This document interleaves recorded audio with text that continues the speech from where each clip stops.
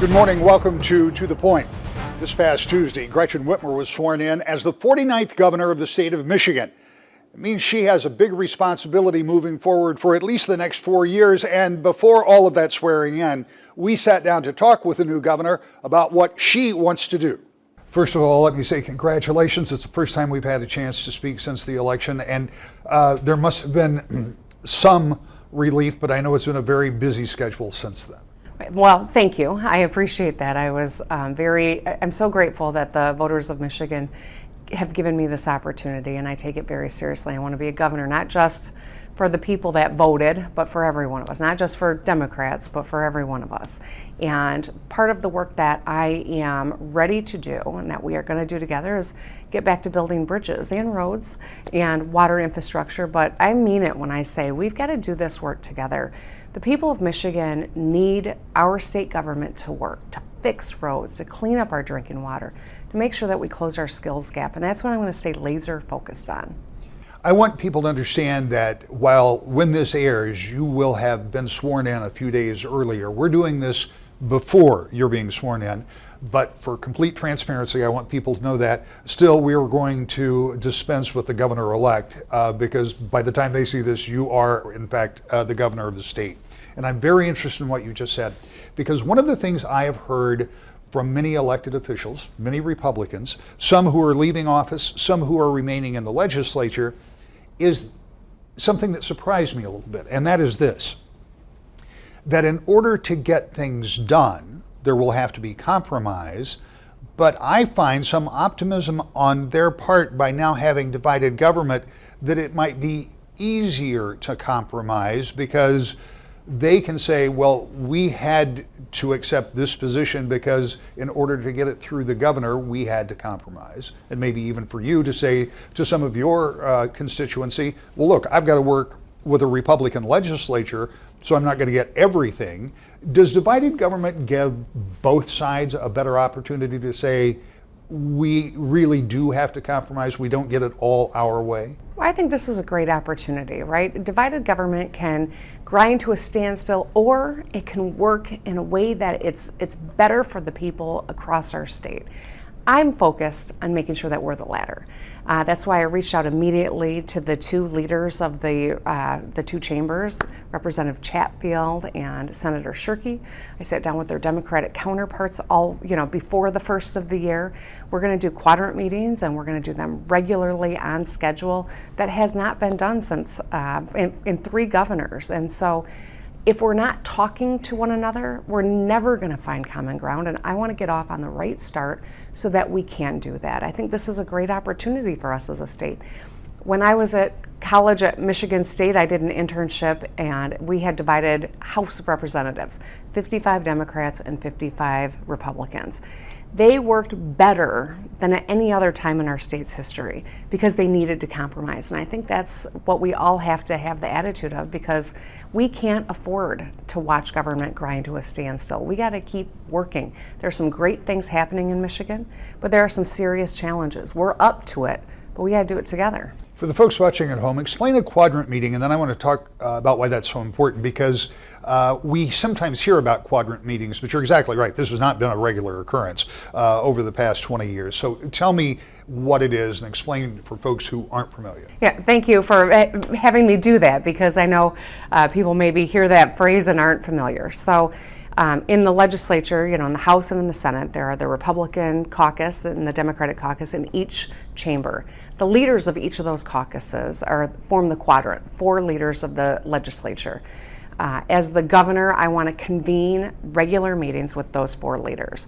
Doesn't mean we're going to agree on everything. In fact, we may have some knockdown dragouts. But if we have those meetings in a regular fashion where we're actually talking to one another, understanding one another, and trying to cobble together solutions, and we do it together, we have a much better chance of getting it passed and getting it into action and solving problems together. The reason I wanted you to explain it, obviously, one is so people know what it is, but the other is to bring home something that I have thought about a lot in the last 2 months. For the first time in 16 years, somebody who has served in both the House and the Senate is now going to be in the governor's office. And let me be very clear, I take nothing away from Governor Snyder or Governor Granholm, because they both met the challenges that they were faced with, and we'll let history judge for itself. Not to suggest that you have to be a legislator to become a governor, but I think it must give you a real leg up understanding the process, because if one of the first things you're doing is including your partners in the legislature, that has to instill at least some trust on their part. Well, I cast votes during my time in the legislature. I know how hard that is. I don't assume that they are employees. They are a co-equal branch of government. We need to work together. The voters of the state are counting on us to do that. I sat down with Speaker Chatfield toward the end of last year, and I recognize how, when he pointed out the fact that he had members who got reelected to the House, Republican members, and I won by double digits in their districts. He's the one that pointed that out, and I think that that's really important, because voters elected people. They didn't just vote one party or another. They voted for the people they think can solve problems, and I think that's really a cause for optimism, cautious optimism. I don't take anything for granted, but I am serious about building relationships so we can get things done. One of the things that I learned about Michigan politics 25 years ago, and people said, well, we vote for Republicans, we vote for Democrats, and I kind of pushed that idea aside. I thought, well, maybe in a particular case, but we have seen that. We particularly saw it in this election, where people did go out and make a very conscious choice to choose whoever their hometown legislator was and to vote for you, and those could have been in two different parties. So if they made that decision, how important will it be for you, as well as those hometown legislators, to try to serve the will of that voter? Because let's face it, as you say, you're going to have some knockdown dragouts. You're not going to agree on everything. How hard is it to get to that compromise? I don't think it's that hard. I really don't. If we stay focused on the dinner table issues that I ran on, that they ran on, we can find common ground, and we can solidify our economic base here in Michigan and grow our economy in a way that incomes go up. Not just profits, but that incomes go up. That's got to be the goal. A pothole is neither Republican nor Democratic. Bad water impacts every household. It's not partisan. These are the fundamentals that I'm ready to get to work on, that I'm going to lead an agenda on, and that I'm going to work with my legislative partners to make sure we deliver on. And when we do that, everyone benefits. The breakdown comes, and you're exactly right, pothole's not partisan. Mm-hmm. It's just a pain. Right.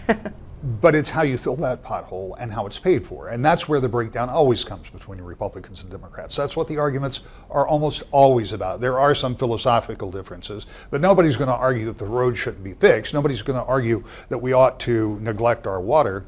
But it does come down to how to pay. As you enter this office, you're in a different position, as each governor is, but certainly a different position than Governor Snyder, who came in at a time that we had terrible economic fortunes and they were starting to rebound. You come in at a much different time than Governor Granholm, who came in where we had already had a negative supplemental in the final quarter before she took over, meaning that they had to spend less money because there was less money coming into state government. Nobody could have possibly foreseen the kind of economic disaster that awaited Michigan and the country. But you come in at a time where revenues are pretty stable for the state, where the economy has been good, unemployment is very low, but we know that our automotive manufacturers are going through yet another restructuring, as they have to keep going. We know that there'll be layoffs in Michigan because of that. We know that the revenues this last month were a little off, and we know that the economy nationally and in Michigan may be slowing a little bit. So does all of that give you pause when you start thinking about how you're going to pay for potholes and water and et cetera?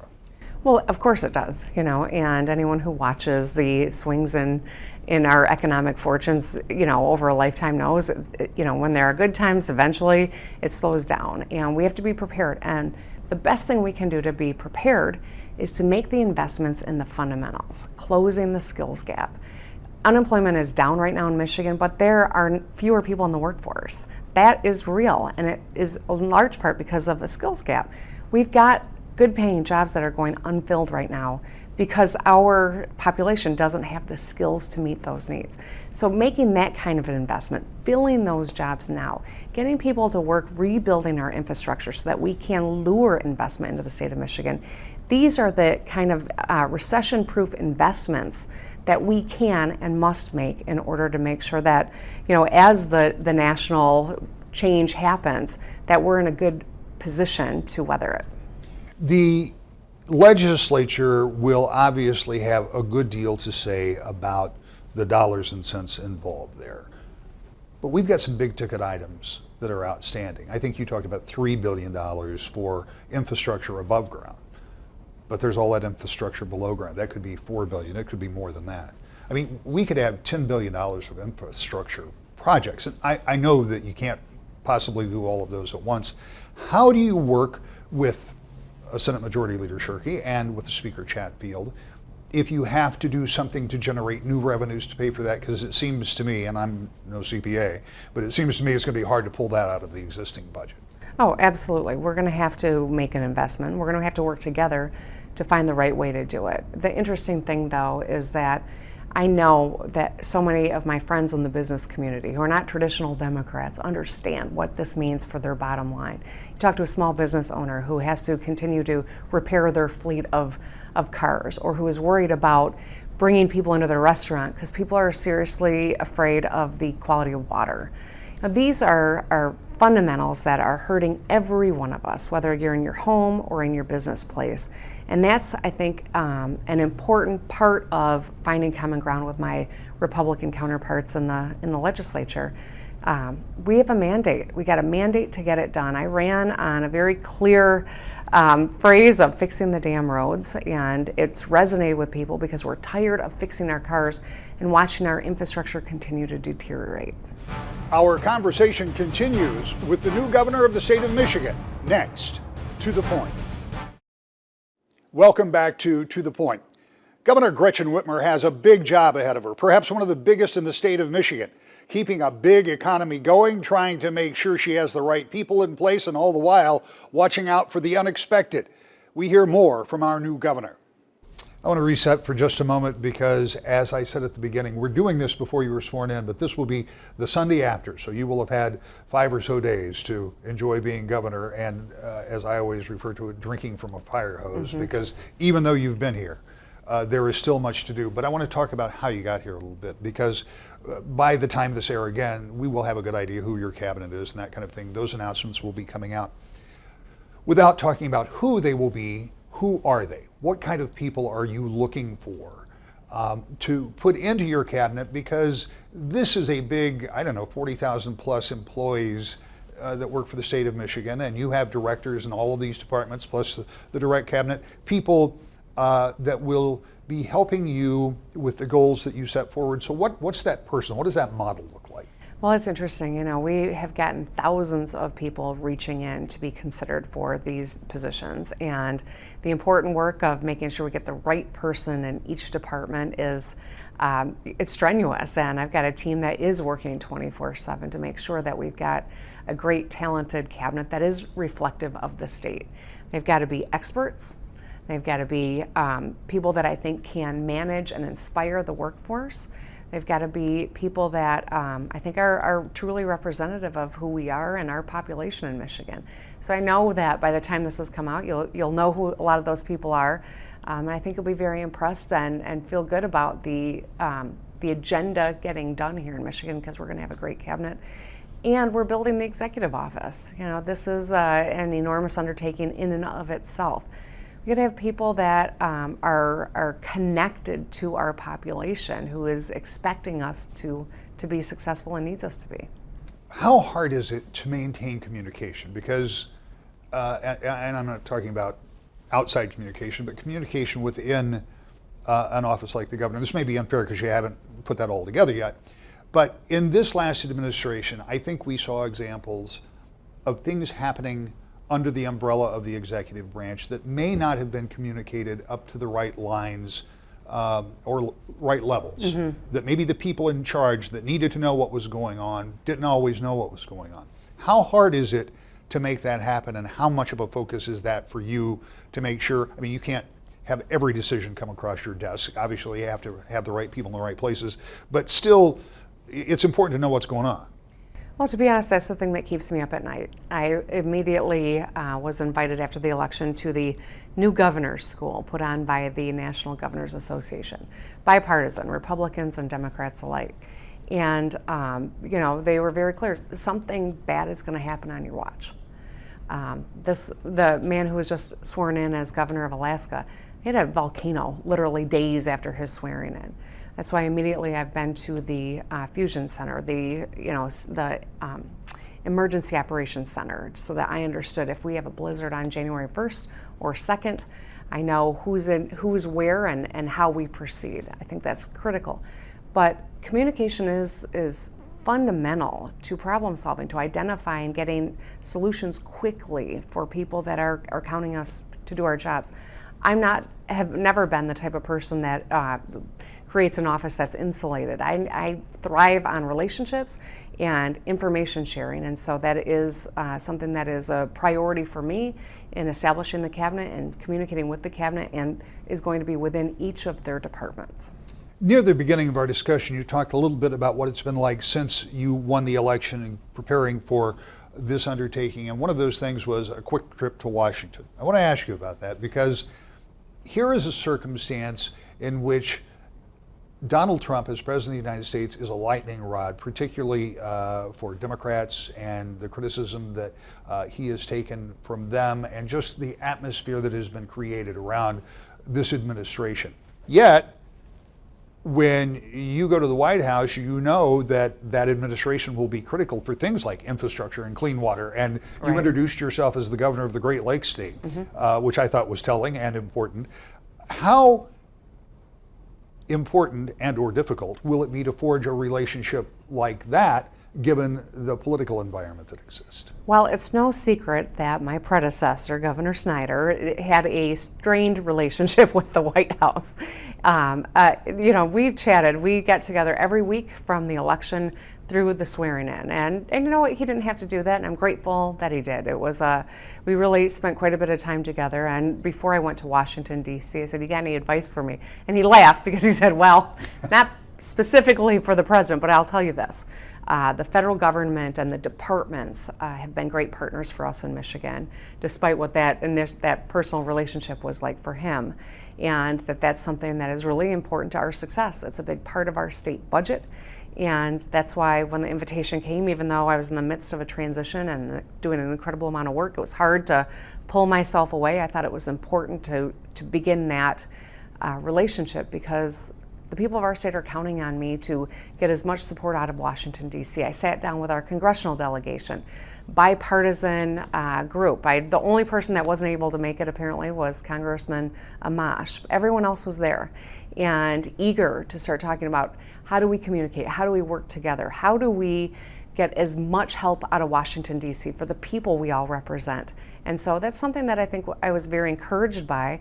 It was interesting though, sitting at a table with Kellyanne Conway and the vice president, the president, and his daughter and son-in-law, and many other people sitting around that table. It was just one of those moments post-election that it was just kind of interesting. Well, the other part of that that's interesting, you talk about the congressional delegation, you certainly benefit in the fact that you have two Democratic colleagues in the United States Senate, and obviously that's a lot of where the funding and that type of thing comes from. As we begin to wrap this up, and this will be the first of what I hope will be many of these conversations that we have during your time as governor, talk to me a little bit about the overall mindset, because you, again, because of your legislative experience and you know what the schedule is like, I mean, you have some sense, perhaps more than the previous two governors, of the kind of 24/7 nature of this business. You understand the legislative schedule, you understand the processes, but as you prepare to take this on, what is going on beyond your stated goals? What are you thinking about most when you prepare to take on what I think is the biggest job in the state? Well, the election's behind us, and it's incumbent on me to forge relationships with untraditional allies of mine, but also to make sure that I'm pulling in people of all different walks, to make sure that we are building an agenda that really is reflective of our needs here in Michigan and focus on solving problems. I didn't get elected to, play partisan politics. I got elected to set an agenda and to make it a reality for people. And we all have to be a part of that. Businesses in Grand Rapids, homeowners in Gaylord, school kids in Detroit, every one of us is counting on me and this legislature and leaders across our state to come together and solve problems again. I think we've got a great opportunity in front of us, but that's always what is in the back of my mind. How do we pull more people into this so that we're able to be successful? That, and how do I get my kid to some college visits in this next year? Well, congratulations and good luck with that, because it's going to be an interesting year. Thank you for your time, and I look forward to talking to you. I appreciate it, Rick, and I am looking forward to the winter warm-up in Grand Rapids on January 26th at the Grand Rapids Public Museum, and I hope a lot of your viewers might consider coming out and joining us. It'll be a family-oriented way to celebrate a new beginning in Michigan. When we come back, we'll give the final word to the new governor of the state of Michigan. Next, To the Point. This week, the peaceful transition of power happened again in Lansing. We've watched it time and time again. Even after really hard-fought elections, the power is passed, government continues to function, and the state moves on. This morning, we're going to leave you with that moment when Gretchen Whitmer became Governor Gretchen Whitmer as she took her oath of office and became the 49th governor of the state. We need to come together now, not as Democrats and Republicans, but as Michiganders. So let's fix our roads and be the state that is not paralyzed by partisanship, but works together. Let's create the blueprint for rebuilding Michigan's and this United States crumbling infrastructure, and we'll be the blueprint right here in Michigan. Let's show the rest of the country how to solve America's literacy crisis and show them what good government actually looks like. And let's build a stronger Michigan that is once again the center of economic opportunity and mobility for people around the world. I'm not saying it's going to be easy.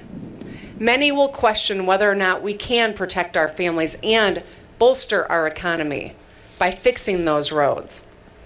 They may not believe that we can solve the literacy crisis, and no doubt, some are betting against us when it comes to closing the skills gap.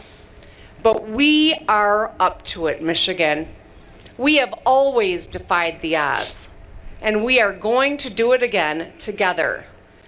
We are going to prove that our shared future is so much more powerful than the issues that divide us. If we put our differences aside and get to work, we will come back stronger than ever. So at a time when too many people want to separate and divide us by building walls, we here in Michigan are going to get back to building bridges together. I know I didn't get here on my own. I'm here because over the past year, the people of Michigan showed up at town halls, at rallies, and in record numbers on Election Day. And I am so grateful that you did. But our work is just beginning. I'm asking that you keep showing up. Keep showing your passion for our state. Keep demanding action from our leaders. And let's join forces as Michiganders to build bridges together. Bridges over water, bridges between parties, and bridges to a brighter future for every one of us. Let's get to work, Michigan. Thank you.